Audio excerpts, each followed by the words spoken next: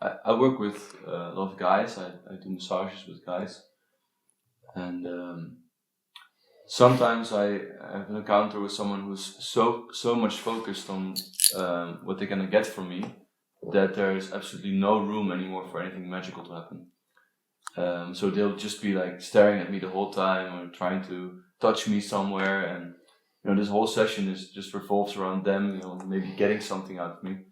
And I mean, these are not the best sessions. I'll try to explain that and say like, hey, you just try not to do anything. Yep. You're not here to get anything from me. You're here to receive.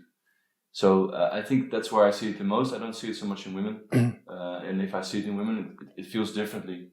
I think a lot of men experience like lack in their sexuality. That's the what we try to turn around in our workshops also, like from the how can I get modus into how can I serve modus.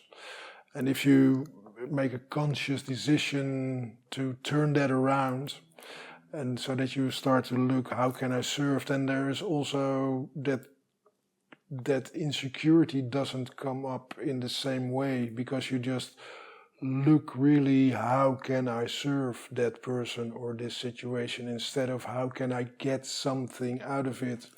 And by the trying to get something out of it, it is sort of impossible not to try to alter it in the way you want it. And by going into it, how can I serve, you just see what opportunities come up where you can serve. So that makes it a lot easier to relax into the situation.